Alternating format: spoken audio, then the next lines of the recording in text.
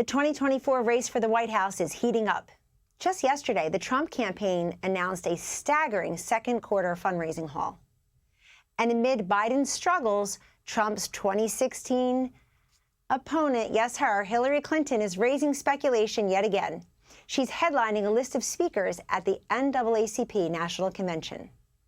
But according to a new Gallup survey, independents are quickly on the rise, with 44% of Americans no longer identifying with either major political party.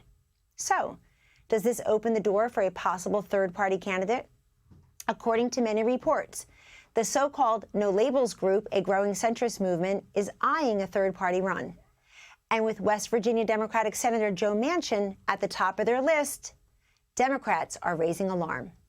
Here with reaction, pollster Lee Carter, former Florida Attorney General Pam Bondi, and former State Department spokesperson Morgan Ortagus. What a great panel this is. Pam, let's start with you.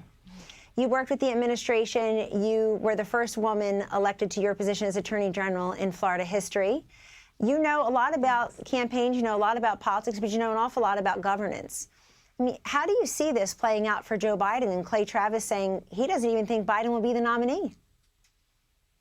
Well, I think he has big problems, as he said. And, you know, we have Governor Whitmer out there making appearances, Gavin Newsom, of course, on Sean Hannity, and Hillary Clinton at the NAACP. I mean, the hypocrisy of that is beyond me, because look at the 1994 crime bill. Kellyanne, remember that her family passed, which by all the black community accounts was disproportionately impacting the black community by the mass incarcerations, versus what Donald Trump did for our black community, giving black colleges permanent federal funding, which was unprecedented, and the absolute lowest unemployment rates. So you're looking at that and these candidates versus Donald Trump, assuming he is our nominee. I firmly believe he will be on the Republican side. And it's also very, very difficult to get a third-party candidate on the ballot. So if they try to run a no label, a no third-party candidate, it's going to be very difficult. As you know, it's going to require hundreds of thousands of signatures to get someone on the ballot. But yeah, I think they're frustrated with Joe Biden, especially based on the video that you showed at the beginning of your segment. Yeah, the new Echelon Insights poll shows that the third-party candidates really do tend to hurt Joe Biden. Lee Carter, you and I are pollstresses of, that's a female pollster, pollstresses, and I know you study this day in and day out for many decades. There's no question where people call themselves independents. They refuse to pledge allegiance to either party. They're declaring their independence from both political parties. But in practical terms, who really has the advantage right now on the issues as goes the independents? Well, you know, people don't like labels, but they really do identify one way or the other. So most people, there's really only about 1 or 2% people who are truly independent. And what we're seeing right now is most people are leaning more Republican, but there's some issues that they have issue with. But the issues that are most important to Americans revolve around the economy, where Republicans do much, much better with independents. It also is on immigration, crime, corruption. All of those issues favor Republicans, and that's where a lot of independents are putting on the line. The one issue where it does not favor Republicans is abortion, and that falls way, way, way down on the priority list, but might be a driver of some people's vote.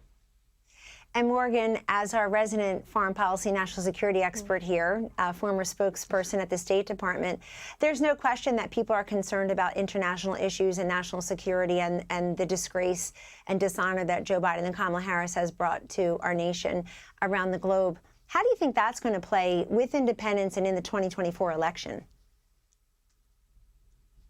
Well, we can just look, Kellyanne, at the news cycle in the past few months, and what do we see happen? First, it started with the authorities uncovering these Chinese-run police stations, these secret police stations in the United States. Then we famously saw the Chinese spy balloon that traversed the United States. It was allowed to collect everything that it needed to collect before finally being shot down.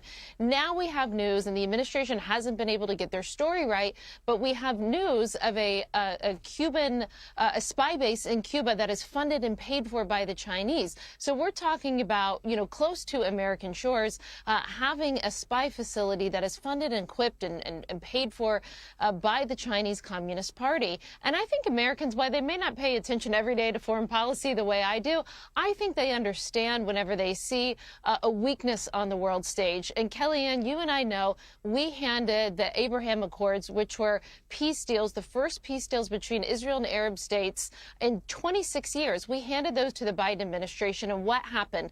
Within, just 3 months, Hamas was attacking Israel. Within 7 months under Biden's leadership, the Taliban had taken over Kabul. And within a year, you have the worst war on European soil since World War II, when Russia invaded Ukraine.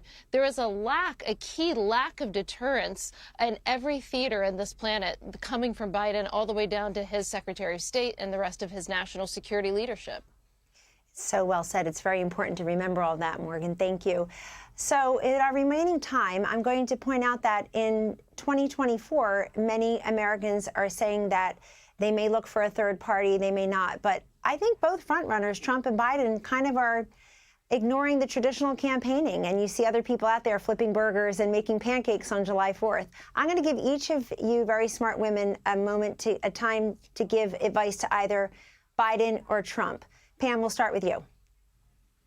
Well, I think Donald Trump is doing exactly what he should do. We saw him on the CNN town hall, and I think his polls went up even higher, if that's possible, after that.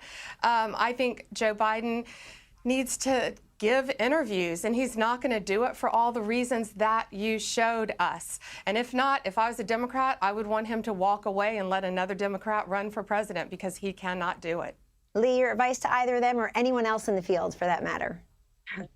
Well, I think on the Republican side, the issue has to be made about the economy and making our lives better. The Republicans continue to make the case on how bad it is. Americans know that. 7 in 10 Americans say we're going in the wrong direction. Depending on the poll you look, some say it's worse.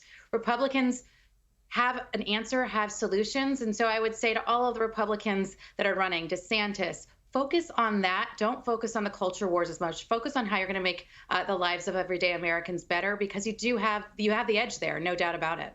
Morgan, you get the last word. Listen, I'll give advice to President Biden. I think he should go home and play with his grandchildren, all 7 How of many them. of them? All 7 of them. Perfect. Well done. Lee, Pam, and Morgan, thank you very much. I know everybody's listening.